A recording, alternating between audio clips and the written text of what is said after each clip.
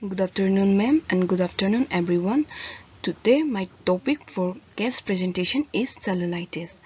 As per my requirement, when I was posted in male orthopedic ward, I communicate a patient, Mr. Sonu Gurung. As I communicate with him, he was very cooperative and I want to know more about his disease conditions. So I took him as my patient. Mr. Sonu Gurung came with the complaint of pain in the left arm and was admitted in the ward on 26/11/2019. Now we come to the identification data. My patient name is Mr. Sonu Gurung. His age is 20 years old and his address is Maulang. His religion is Hindu. His education is uneducated and he is unmarried, and date of admission is 20/11/2019, and he was diagnosed with cellulitis. Now we come to the chief complaint. Mr. Sonu Gurung came to the hospital with a chief complaint of pain in the left arm since 22/10/2019. He cannot sleep because of pain and loss of appetite since 1 week before admission. History of present illness. Mr. Sonu Gurung was initially healthy, but one day he got injured on left index finger and he didn't took any tetanus toxoid injection, and because he thought it was a minor injury, but after some days the infection started to spread all over the left arm, due to which he was hospitalized in Civil Hospital Shillong in 2011/2019 with a complaint of pain in the left arm and inflammation and also loss of appetite due to pain. At present, the patient condition is weak and having general body weakness. Investigation done to him are liver function test and kidney function test, and treatment given to him, and at present he is taking medicine like injection boberon, tape, naproxen, etc. Now we come to the surgical history. Mr. Sonu Gurung did not have any past history of surgery. Now we come to the personal history. Mr. Sonu Gurung is non-vegetarian. He eats all type of food, but he is allergic to egg. His sleeping pattern was normal before he got admitted, but after he was admitted to the ward, he has difficulty in sleeping at night due to pain, so he sleep during daytime. Mr. Sonu Gurung is not addicted to any stuff like smoking, alcohol and betel nut. In family history, Mr. Sonu Gurung lived in a nuclear family with his father, mother and younger brother. In health problem, in past, Mr. Sonu's family member has no past history of illness except minor illness, headache, common cold, fever, etc. Now the present, the patient father is suffering with tuberculosis at present, and Mr. Sonu himself is diagnosed with cellulitis, and rest of all the family member is healthy except for them. Now we come to the physical examination. General observations, the vital signs, the temperature is 98.6 degree Fahrenheit and pulse is 74 beats per minute and respiration is 21 breath per minute and blood pressure is 110/70 mmHg and BMI was 19 kg per meter square. On physical examinations, everything was normal except for upper extremities. On inspection, it was found to be asymmetrical and range of motion is absent. Patient cannot perform flexion, adduction, extensions, and edema is also present. And the nails, they are normal in shape and absence of Bu's line and cyanosis. And capillary refill is also normal, that is less than 3 seconds.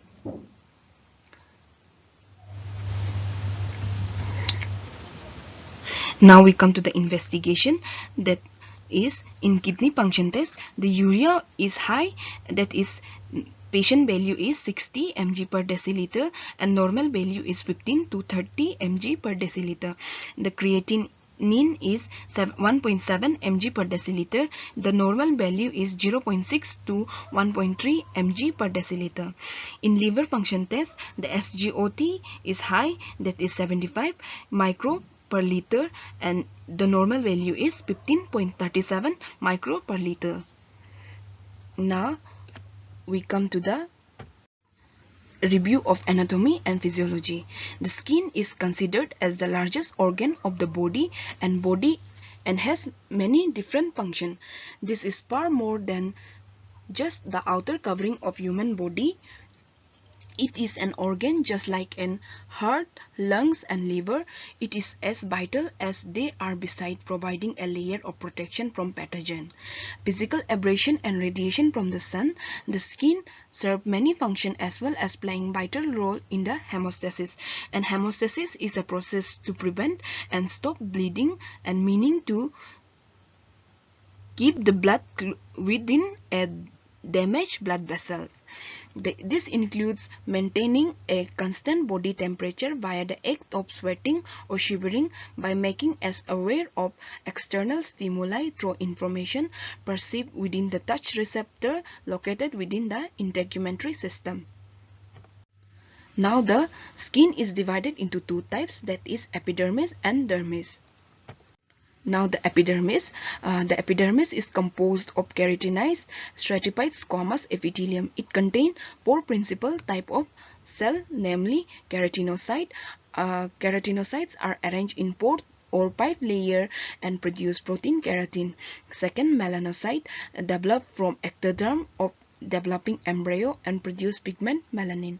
Third, the Langerhans cell arise from red bone marrow and migrate to the epidermis. They participate in immune response mounted against microbes that involve the skin easily damaged by UV light. The Mark cell. These are the least in number. Those are located in the deepest layer of epidermis where they contain the pattern proven of sensory neurons, Mark cells, and tactile disc detect different aspects of touch sensation. The epidermis has four layers of strata, that is stratum basal, stratum spinosum, stratum granulosum, stratum lucidum and stratum corneum. Now we come to the dermis. The dermis is tough, elastic. It is formed from matrix and elastic fiber. Rupture of elastic fiber occur when the skin is overstretched, resulting in permanent striae, or stretch resulting in permanent mark that is seen in pregnancy and obesity. Third, the collagen fiber bind H2O and give the skin its tensile strength, but this decline with age and wrinkle develop. Tensile means capable of being drawn out or stretched. Fibroblasts, macrophage and mast cell are main cells found in the dermis. The dermis has blood vessel, lymph vessel, sensory nerve ending, sweat gland in their duct, hair, erector pili muscle and sebaceous gland. Now the function of skin. The first is protection, regulation and body temperature, heat production, heat loss, control of body temperature, formation of vitamin D, sensation, absorption and excretion. Now we come to the disease condition, that is cellulitis. Introduction. Cellulitis is an infection of the deeper layer of the skin and the underlying tissue. The main symptoms of cellulitis is that affected area of skin suddenly turning red, painful, swollen and hot. Cellulitis can have a wide range of cause, although it is usually caused by a type of bacteria called streptococcus. This reddened skin or harsh may signal a deeper, more serious infection of the inner layer of the skin. Now the definition. Cellulitis is a spreading bacterial infection underneath the skin surface characterized by redness, warmth, swelling and pain. Cellulitis commonly appear in areas where there is a break in the skin. It is most commonly caused by Streptococcus pyogenes or Staphylococcus aureus, and it can be secondary complication or secondary disease. It is an inflammation of the dermal and subcutaneous tissue due to non-suppurative bacteria invasion. Now we come to the types of cellulitis. The types of cellulitis are as follows. Cellulitis of the extremities, facial cellulitis, breast cellulitis and periorbital cellulitis.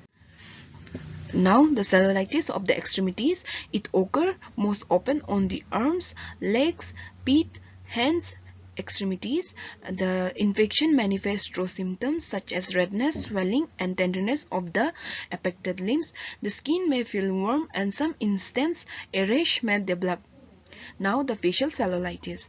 If we feel pain, tenderness and swelling accompanied by redness anywhere on our face, lips and tongues, chances are that would have facial cellulitis. Third is the breast cellulitis. This condition affects the breast, causing it to become red, swollen, warm and painful to touch. The symptoms may also spread to shoulder, back and upper arm.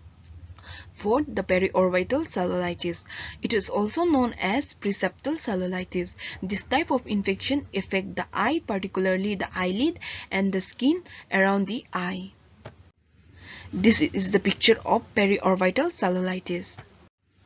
Now we come to the causes and risk factor. In book picture, the bacteria Streptococcus and Staphylococcus enter through a crack on break in the skin that was present in the patient picture.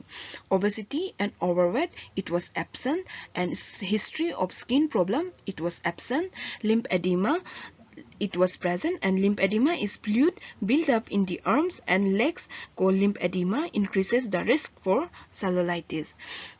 Diabetes, it was present, and diabetes with patient with diabetes experience slow wound healing, and a long exposure of wound could cause infection from pathogen.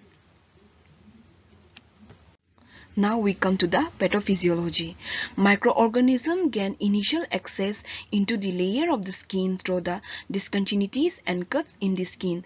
It will lead to the body response to these microbes as foreign bodies, and their detection sets off an inflammatory response, and there will be the inflammatory response lead to redness, swelling, pain and itching of the area involved. That will lead to the a local infection, lead to inflammation of the area of infection with a competent immune system.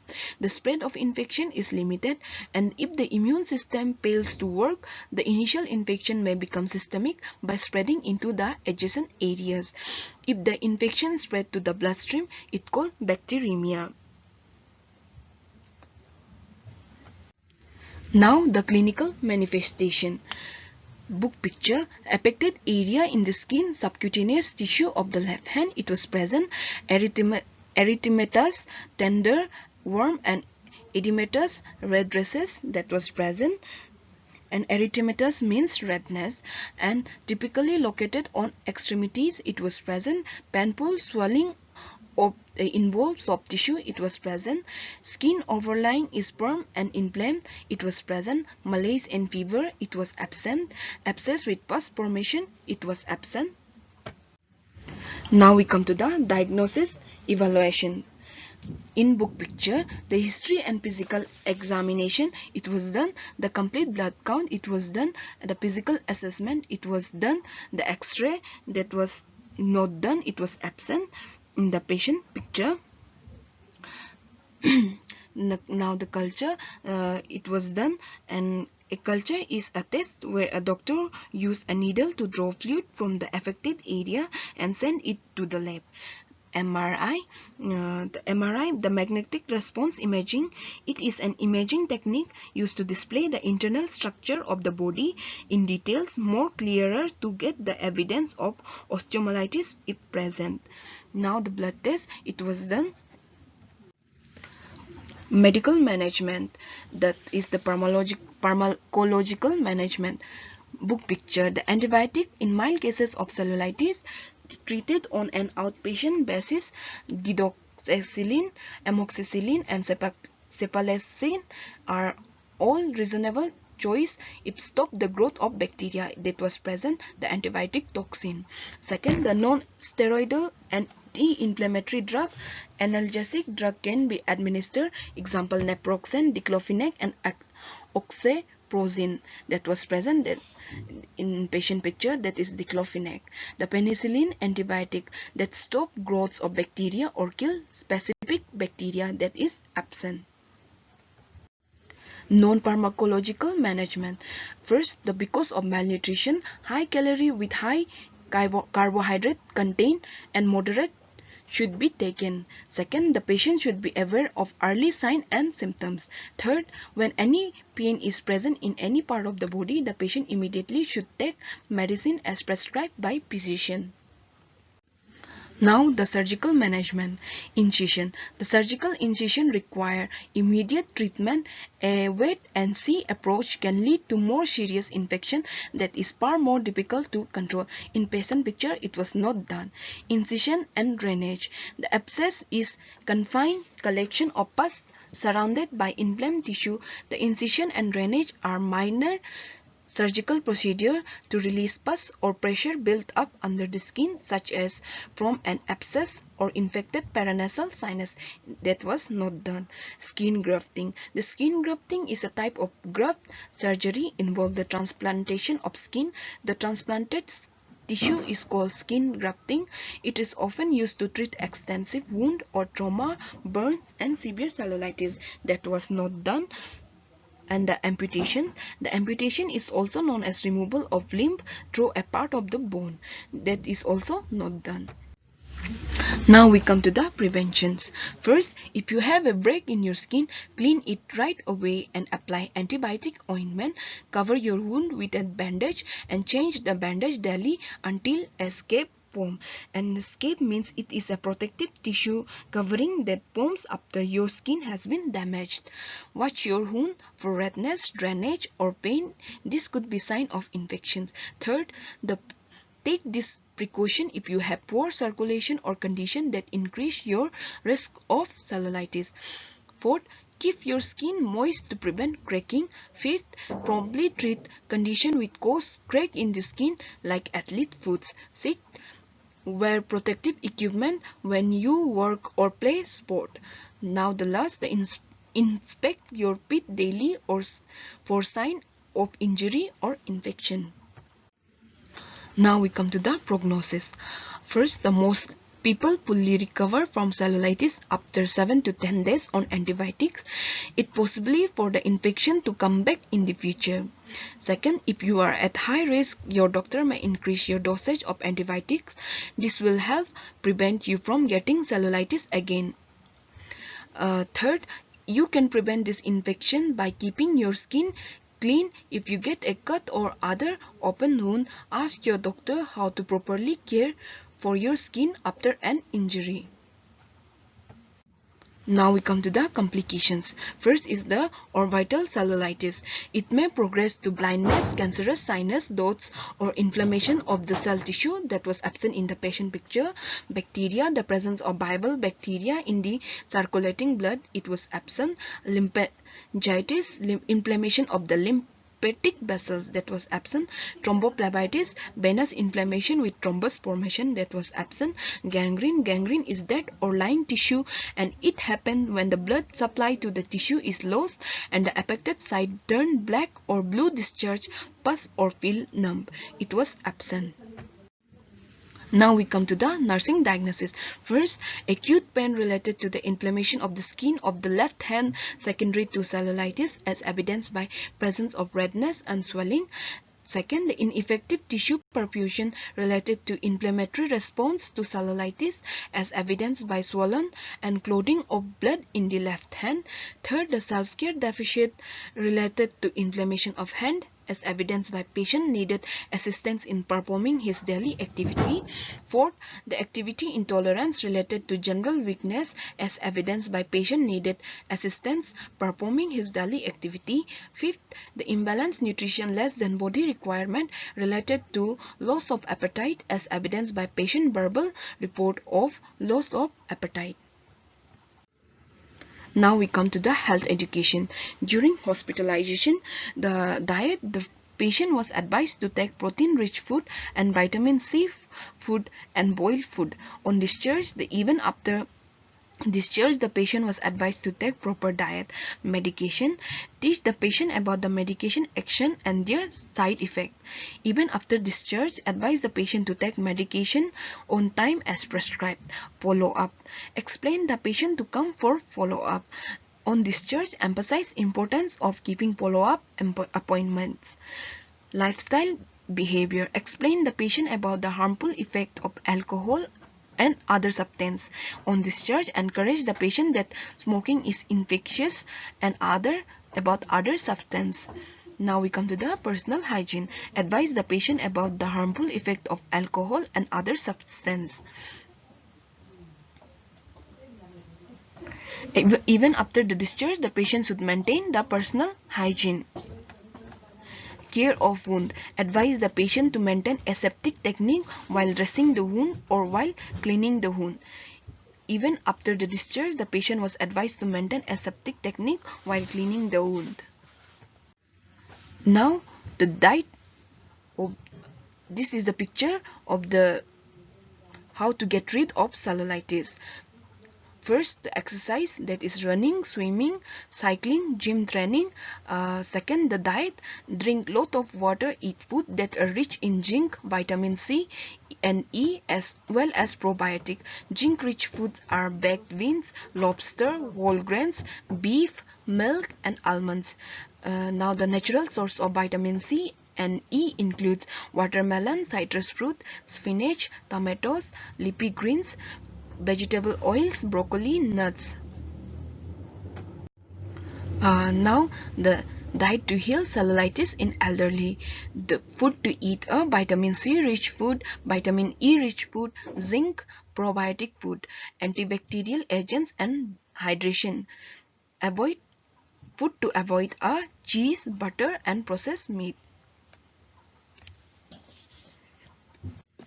Now we come to the conclusion.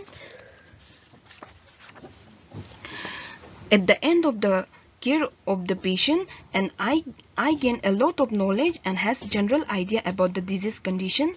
As my knowledge, I understood more about the disease process, not only theoretically but also practically.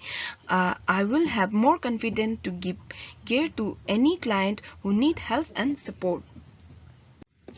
Thank you.